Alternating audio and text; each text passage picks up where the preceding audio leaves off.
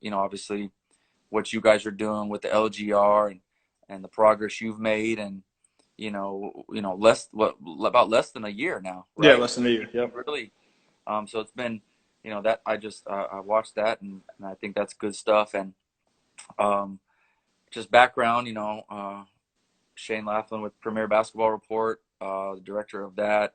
Joey Simmons is the CEO of Premier Basketball. Has been doing it for 20 something years, running events. He's been involved in running events even back to the literal AAU days. So that side of things, I've been fortunate to learn a lot from the guys that were doing it before me: Mark Williams, Jason Key, uh, Kathy King, Amber Johnson.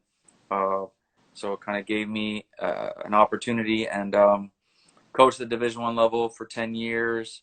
Had some great experiences, great people, made great friends, um, and just kind of segued out when it was an opportunity and it was kind of appropriate, and wasn't quite willing to just chase around the country to stay in the collegiate ranks. And I went after a couple things I didn't get, and I got offered things that I just was like, I'm not gonna leave right now. And then I kind of had a previous, just talking on a personal note, when I did this kind of live thing with Kenneth Pinnell from Rose Classic. Uh-huh. um, I had in a 2 year period of time lost both my parents, and really just my personality was just kind of keep going. I'm the oldest of my siblings, kind of took care of everybody, keep going.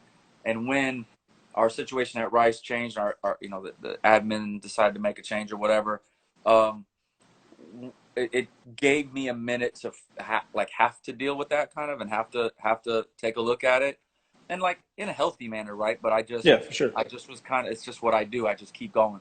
And so it was just kind of like, all things kind of point right now to maybe let's just take it back. I'm gonna get back to Austin. I like it there.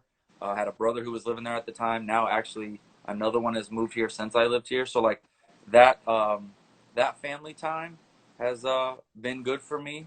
No And just doubt. like I said, personally, just like uh, growing those relationships that once you kind of get older, you guys are doing your same thing. You keep in touch, all that good stuff. But that's been good for me. Like I needed some healing time, honestly, and that's been a unique realization, and kind of reconnecting to what drives me, versus where I was at that time.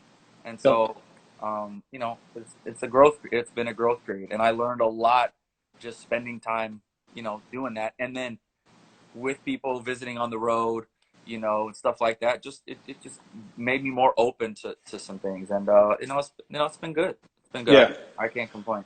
You definitely get like a better, I guess, opportunity to interact with people and get like real, I guess, conversations with people. Not exactly competing against them every single night, night in, night out as a coach, as an evaluator. I've noticed that for sure. Uh, Absolutely, and that was like people like I had a conversation with three people during this spring about who was getting into, they want to get into coaching.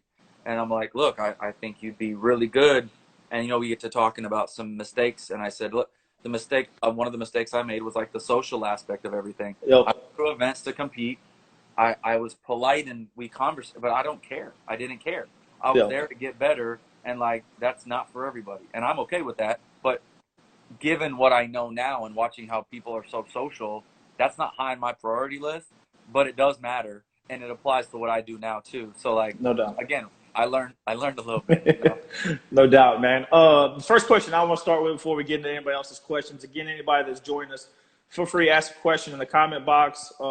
Just hit the little question box at the bottom.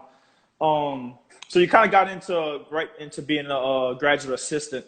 So I get the question a lot. Everyone's always asking, how do I get into the college ranks? Is there any advice you can give anybody, either at a young age, that's in high school now, or Mhm. anything like that?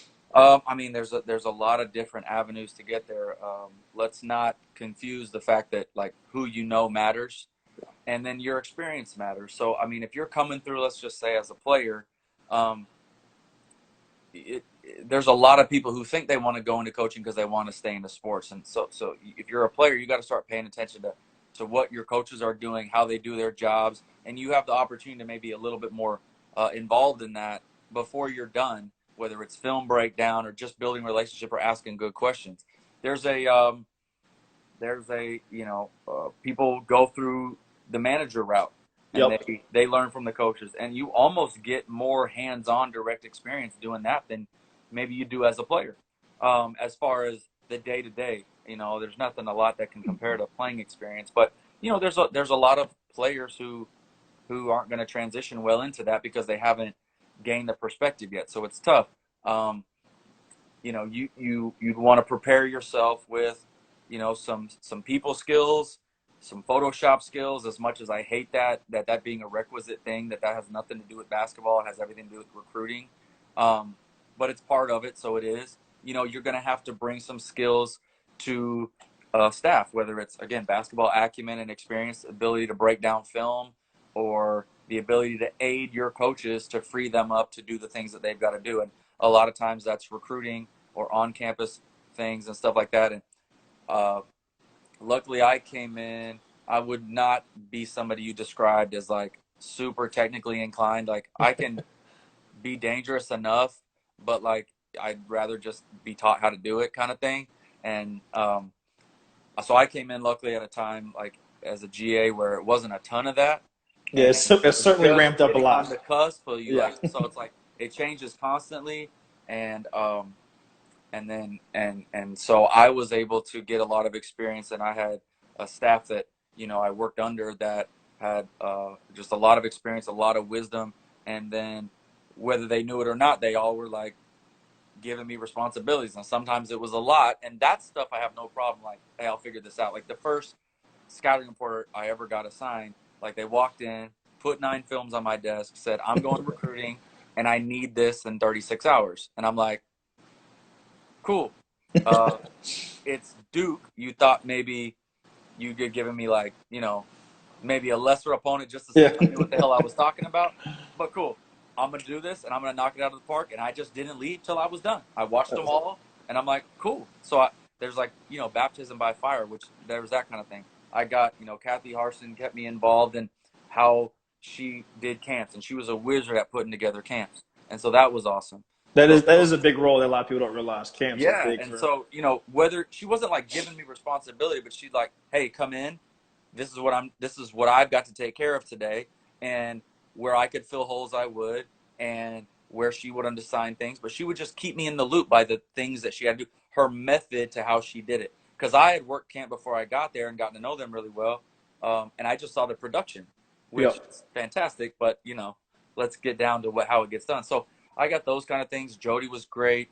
And then Clarissa Davis, it was just interesting hearing her thoughts as a player. And then Travis, same thing, the experiences that he had, and just watching him on the floor, and then watching Karen on the floor every day, and then getting handed responsibilities, and then a little bit more, the second year with on-campus recruiting stuff or building relationships, and it prepped me pretty well for taking like that first real job. For So sure. really, really fortunate, and then you just can't say enough about Jody. Just enough wisdom, and she trust you enough to let you go, but then would reel you in. Something wasn't right, and then sometimes you just caught fire in hell because that's your job, and you took it, and you're like, "Well, she's pissed. We got to fix this." You That's know. right. So it was interesting. It was interesting. I love it, man. We'll get to some questions from some of the viewers. What do you look What do you look for when scouting a player? I feel like that's always like the hardest question to ask. It's not really like a book that you go by. It's more of a taste buds, I like to say. Everyone likes different food that they like to taste. What's your opinion on that? Whenever you're scouting a player, how do you look through that? So I mean, you go in and you got to understand, if you're kind of trying to make a full assessment within a particular game or an event, you got to kind of understand the environment. And so like I kind of just watch, like most of the time if I'm starting to watch a game, I have a pretty good feel for the players on the floor, probably at least a few of them, not all of them always. I study the styles of the coaches, because if you're evaluating like decision making and understanding, you better pay attention to like what is being communicated. So I kind of just watch the flow of the game, and in the midst of it, little things get my eye. So then I pay closer attention. So like say I catch a player, like I watched film last week on a player, and like there was part of the film that I just locked in on her.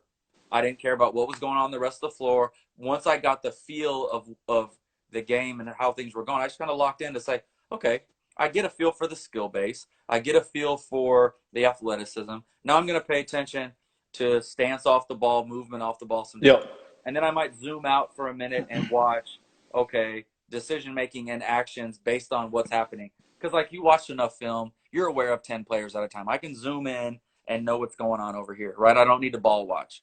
And so, some stuff like that, obviously you look for, you know, overall skill, overall athleticism. Then you look for specialty stuff. Then you look for some grit and coachability and attitude. And then obviously the measurables, if you're a 6'1" guard, there's a certain level that you have a ceiling potentially, right? So then you start holding them to that standard. So it's like one of those things where your experience, as you alluded to, your experience and preference does come in, but in the evaluation thing, you also have to remember, and this is what Mark and Jason are so great when we break things down, and having Joey's experience too, like, and then being able to call coaches and talk to coaches, and then being able to just ask people who've been watching games, like Brittany Graham, who does a lot of stuff, or like, Britt, what'd you see today? Just hearing a perspective. You've got to be really careful to not just evaluate within your preference No doubt. as well, because like I watch stuff and evaluate stuff from the terms of like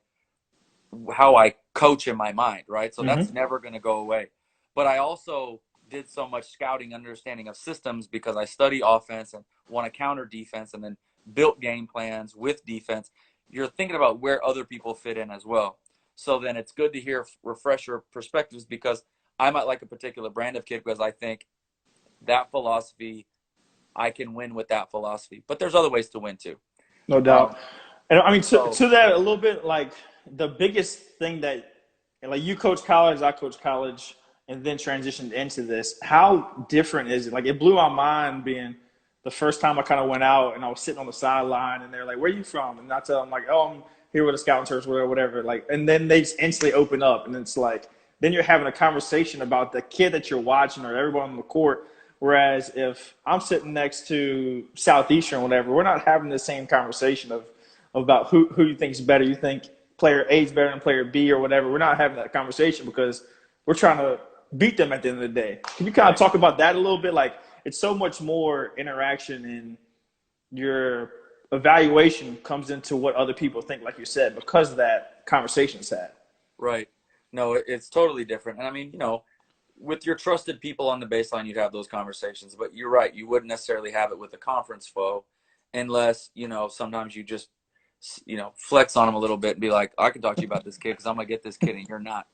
So Yeah. like sometimes that was fun for me, but like again, I don't recommend it. It's just not necessarily socially acceptable on the baseline, but it is what it is, and I'm a competitive person first. But like, yeah, as someone who's evaluating, you want to talk to them, and because it's almost like in a customer service tone, and then you can actually just kind of talk the game. And then from an Yeah. evaluation standpoint, as a coach, you're feeling you've got a vision for the roles uh, in your particular class, so you can get a little tunnel vision as to what you're looking for. And it's almost, I don't want to say easier because their job's not easy, but that particular moment is a little simpler because you're locked in on who you're recruiting, or I'm evaluating this kid to know if they're better than A, B, and C kid for my 22 class or whatever.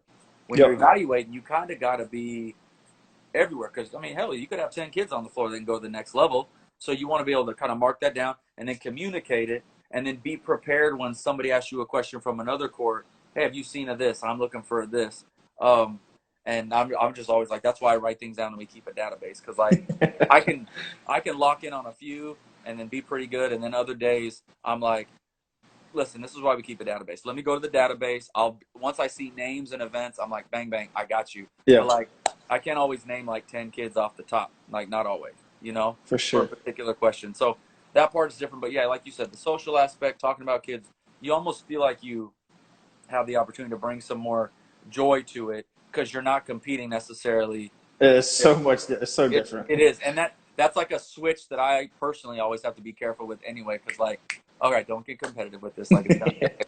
Gotta let this go. So it's less tempting to be that way if you're just sitting there evaluating the game and then trying to say like, look, I'm gonna be here for 12 hours today. I'm gonna enjoy it. I'm gonna meet this person, or I'm seeing a friend, or I'm seeing a client, I'm seeing a customer, so that kind of stuff too. And then ultimately you're thinking about it from the other side, which is you're gaining from the relationship because you want to lend that experience to players, to coaches, to club coaches, to high school coaches, because they're going to, some of them ask your opinion on things or guidance.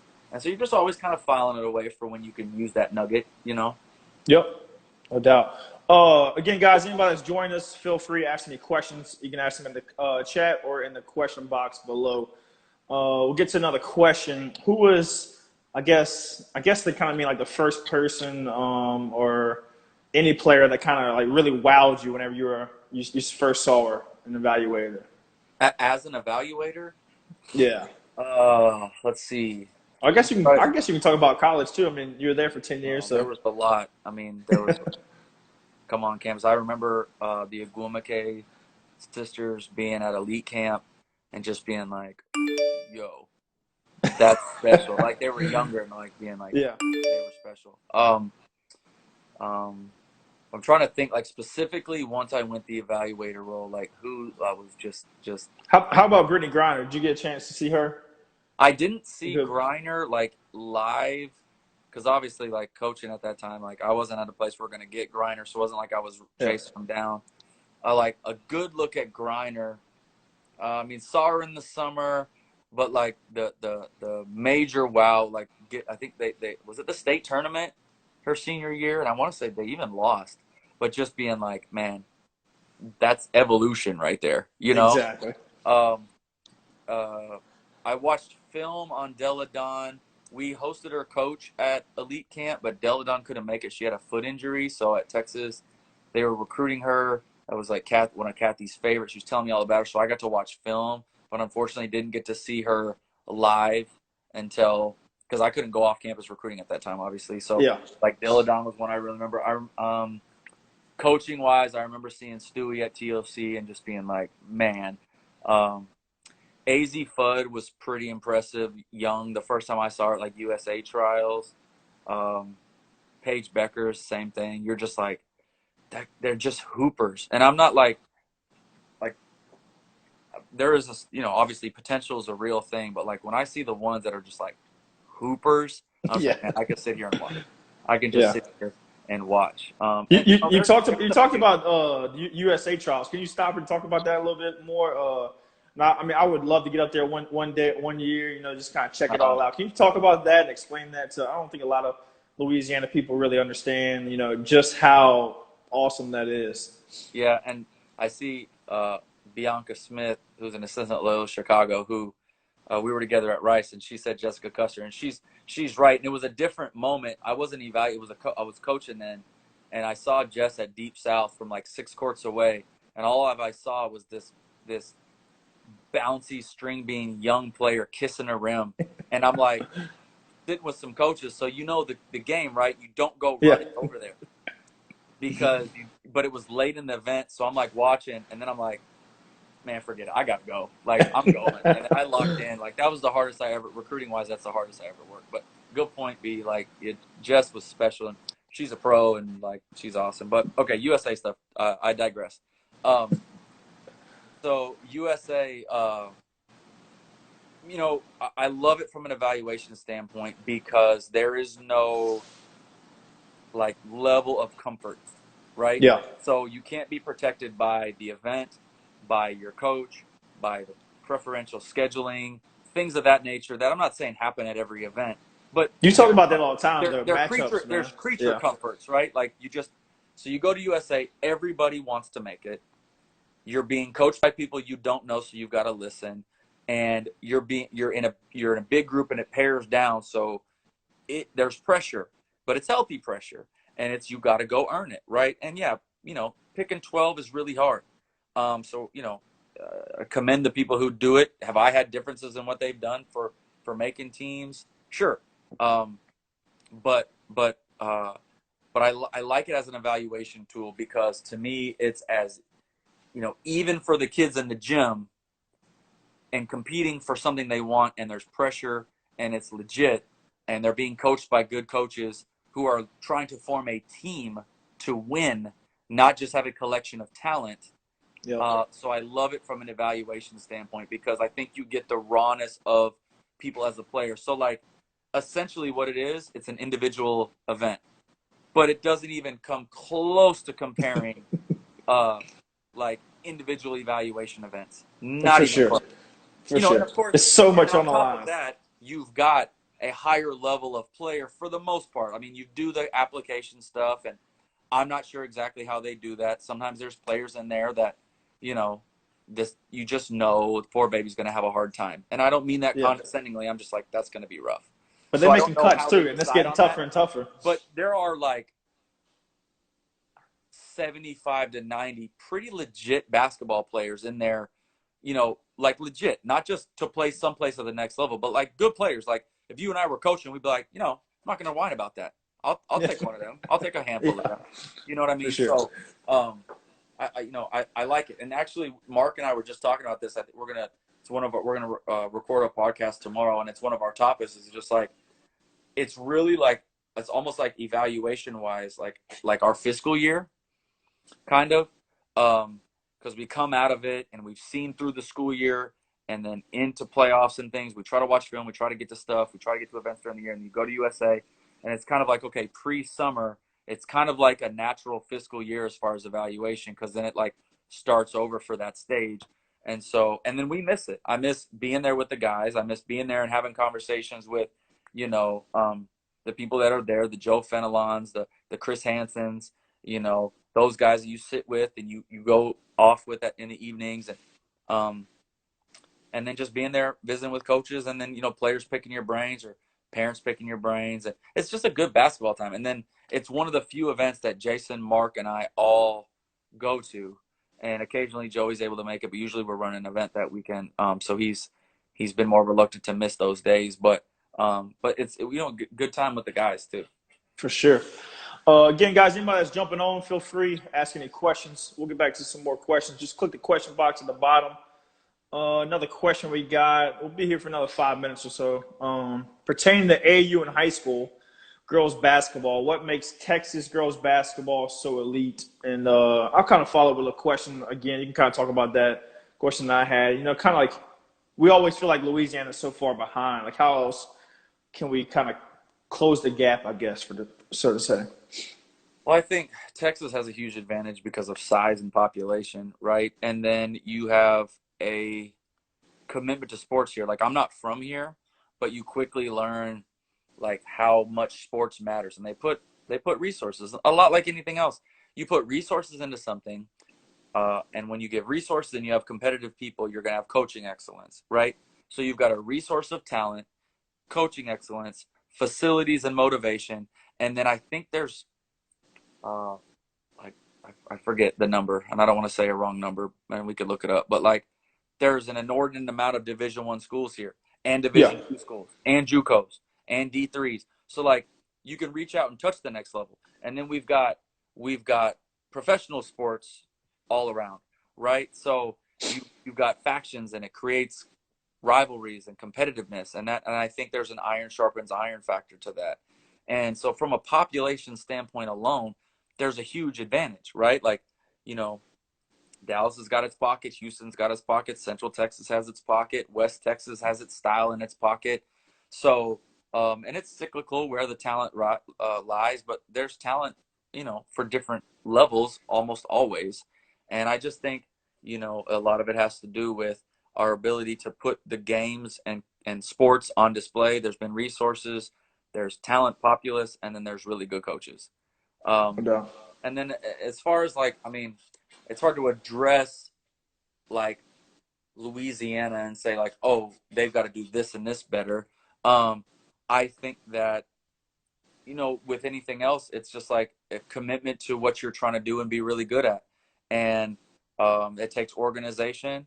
It takes not that you ever just want to have like one singular leader. I think this is the game. People know the game. There can be multiple leaders, but I think some of the efforts of what you guys are doing, bringing attention to it, growing participation, and then a platform that could maybe help people that don't travel all over the place get some look or understand and get connected with places and people who do that. So then they say, you know what, it's worth it. And maybe we're early, so we've got to fundraise a little bit. You know what I mean? There's been talent there a lot.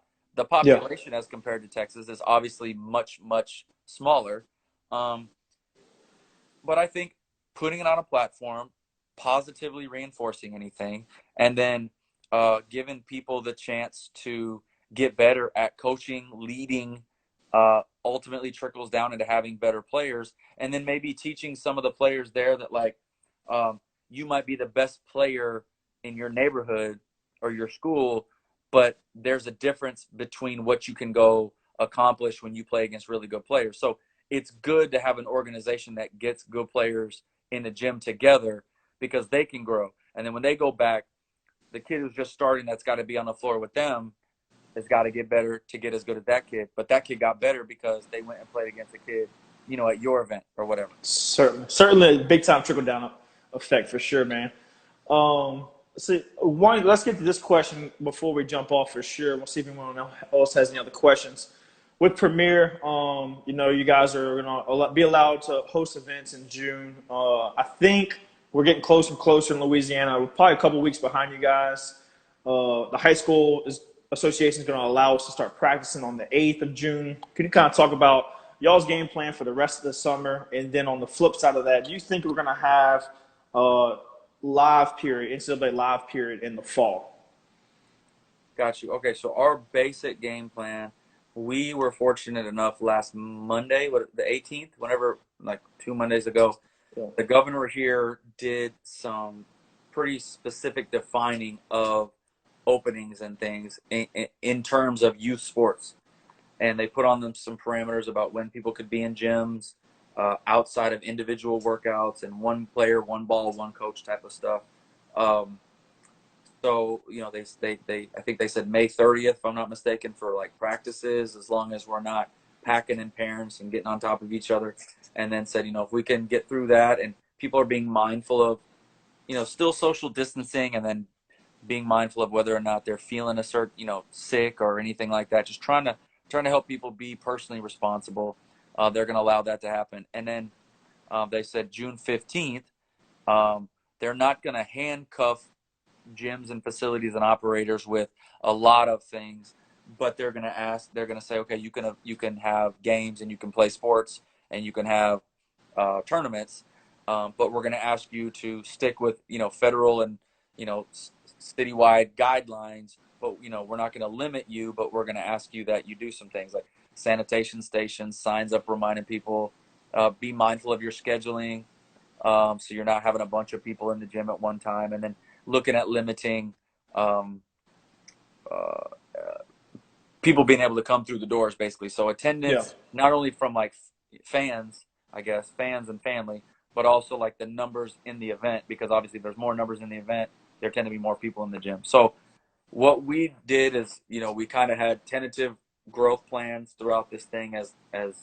we learned more and more about it, what was safe and what wasn't. And so we kind of had a tentative plan for mid to late June. We had to adjust a couple things, but so we came back out and said, okay, we'll host our first event the 20th and 21st at the Mansfield Fieldhouse, with a couple auxiliary sites because the demand was pretty high, higher than maybe we expected to fill up fast. So I think we're going to get a few extra courts, but we're going to be pretty good. But volume wise, it's going to be about half of what we normally would have hosted Yeah.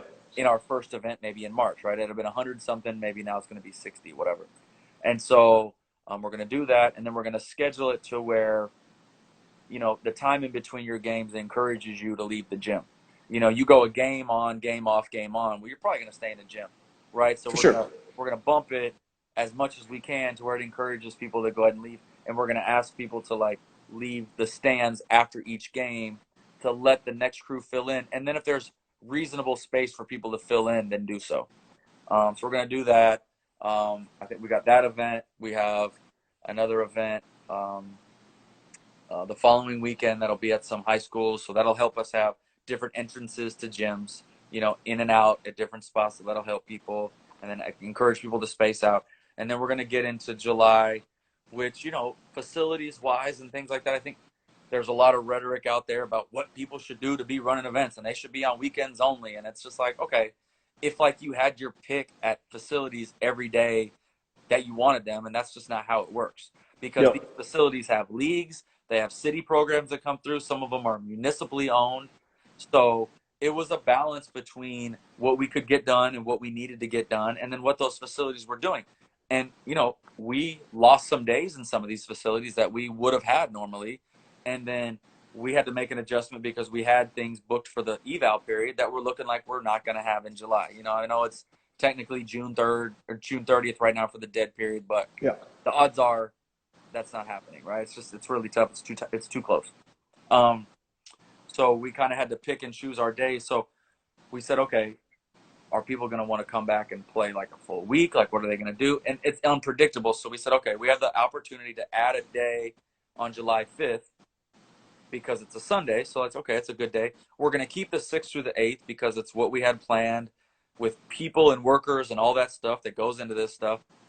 So we're going to go 5th and 6th, one event, 7 and 8, one event. So if you want to play in both, you can, but you're not anchored into playing a 3-day event. If you're like not ready for that yet, you can go 2. Or if you want to play all the days, you can. And then, so we're going to do that. And then we're going to move our way down towards San Antonio for, we're going to go attend Ray Caldwell's event, uh, the Blueprint that he's been running for a long time. And then on the way down through San Antonio on the 9th, we're going to offer about a half a day 4-court event in Austin. And then the other thing we're going to do is we're going to live stream our events. So Cool. hopefully that can um, work for people and coaches to see. Obviously, coaches couldn't attend even if they wanted to. Um, but it'll maybe help to keep families, maybe if I can stay home and watch this instead. And then which we were going to have a little bit of that anyway, because grandparents and people weren't gonna be at these things. Auxiliary family, extended family wasn't going to be at these things. So we've been working with Athlete Vision for a couple years. They do a really good job, I think the best in the business, with having the film available. It's really easy to make rosters available for college coaches. It's all integratable. Dennis Smith has built a fantastic system, and then the players can then be automatically tagged in their film. They can take that film, watch it, learn from it, etc., with their teams, but also send it to coaches if they'd like to, and then it banks and it's there for on demand as well for people to go back and watch. For coaches who, instead of attending events, they're having to watch these events live stream, and then Big also time. that film will exist for if I'm a 21 that's a on the verge of getting a scholarship, or I'm on the verge of bumping up a level. I can very easily, upon creating a profile in the Athlete Vision system, send it to you, send it to me, send it to the entire Sun Belt, uh, like that.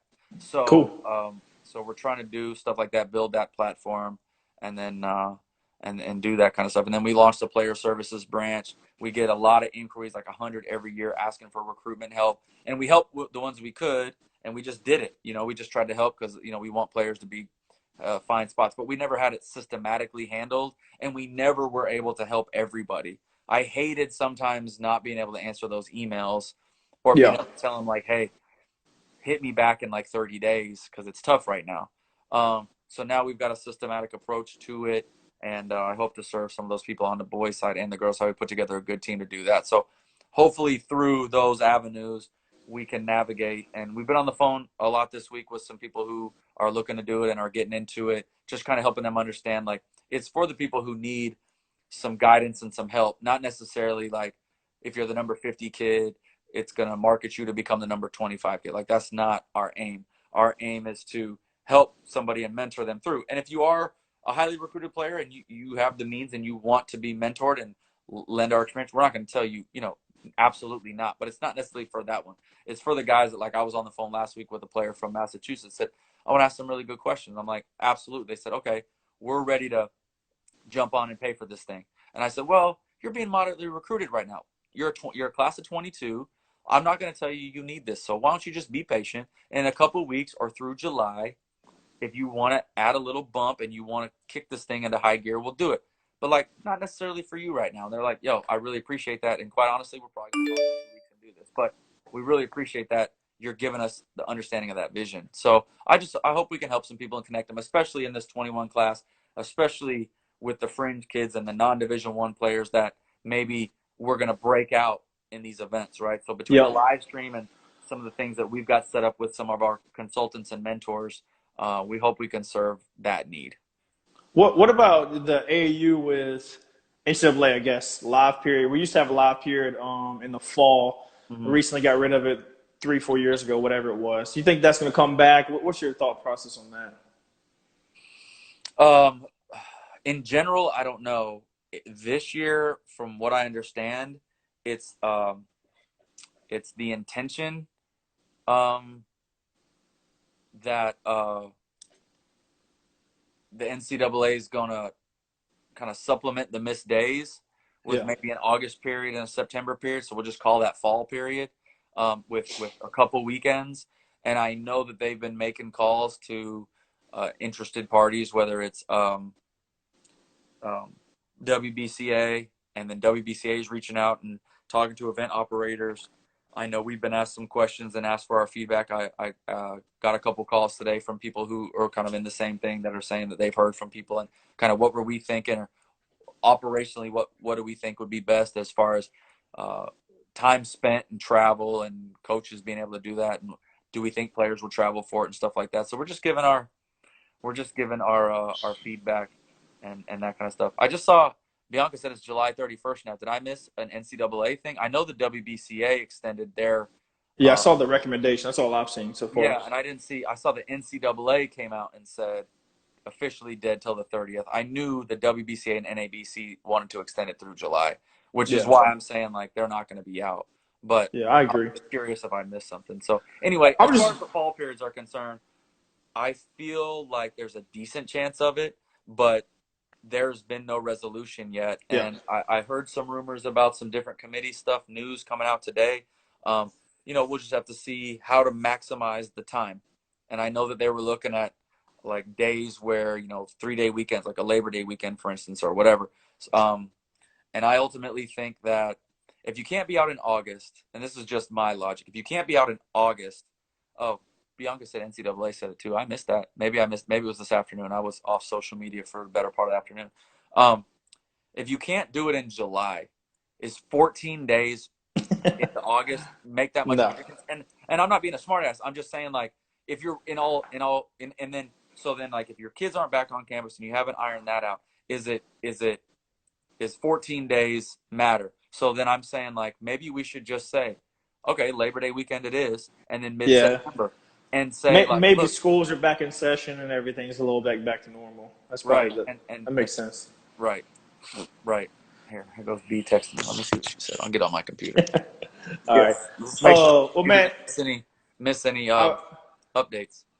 I appreciate you joining us, man. I appreciate you giving us some time. Last thing, I mean, if you want, can you talk about the little service a little bit more in detail? I just want to kind of clip that and post that, give you guys a shout out with that. It's a big kind of concept that I've thought about with LGR. LGR is not designed for the top five kids. Like the top five kids are always going D1. Top two or three are always going high major. It's not about that. Like regardless of LGRs here or not, they're going to go. It's the 15 through 50 that we're trying to improve a little bit. So that's why I really like y'all's message that you're trying to send. Can you kind of share a little bit more details? That way I can kind of clip that and give you guys a shout out. Just kind of in regards of the vision of the recruiting service. Yeah, yeah, Yeah. So we're in a really unique position to be able to do what we do. There's no question, and we take it pretty seriously. And we know that you have responsibility to do things because you have an audience, you have a platform. So kind of what we do is we get out, and obviously we have subscribers and we want to serve those subscribers, but basically we want to deliver a message of like love in the game and improvement in the game. And if you take ownership of that, you can get better. And we try to recognize everyone from the top level players, because we are fortunate enough to be on like the McDonald's committee, the four of us, and then Mark and I with the Naismith committee or whatever.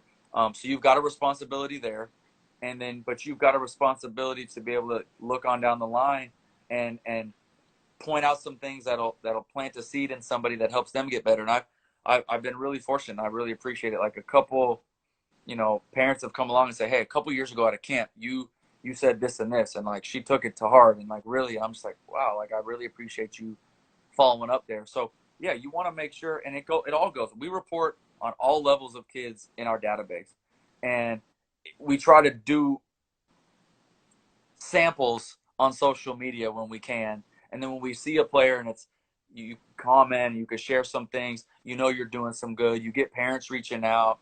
I spend, hours a year on the phone with parents saying, hey, I heard from a coach that, you said this about my daughter. I want to say thank you. Or can you talk to me about what would be next? You want to share your experience. And that's kind of what we do. We want to deliver appropriate players to the appropriate level for coaches to be interested in. And then we want to encourage those players to keep getting better and then try to help them understand that the rankings and the numbers, although competitively necessary for some of the things that we do, it's not an end all be all because you can get on campus and if you win, you win. And Yep, so no doubt. like don't lose hope and then don't put all your eggs in the basket if you do have a number, but don't lose hope if you don't. Because like Yep. when it's you and I checking, you could be ranked and I could be not, and no one cares when I check you up. You know what I mean? So like let's compete, right? It doesn't matter in between the lines. So just trying to kind of grow that. And then, with me, like I'm not a big like social media promotional believer and stuff like that. Like I think it's necessary, but like I'm not a big highlight tape. I'm not a big multi-ball million cone drill. Like I'm like learn how to play.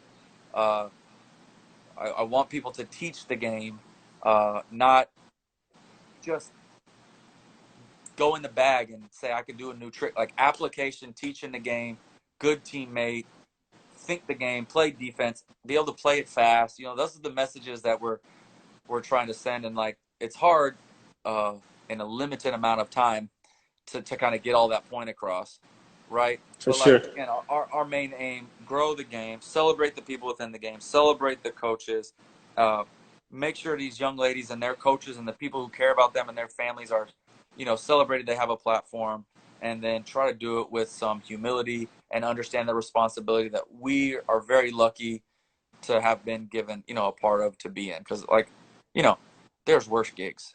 You know, Yeah, no doubt, man. Anything with basketball is okay in my book for sure. not bad, not bad. um, and then to kind of piggyback on that, how y'all are transitioning into the next phase with the recruiting, the player service or whatever. You want to add anything else on that? Just to kind of piggyback on that. That's just kind of get launched and all that.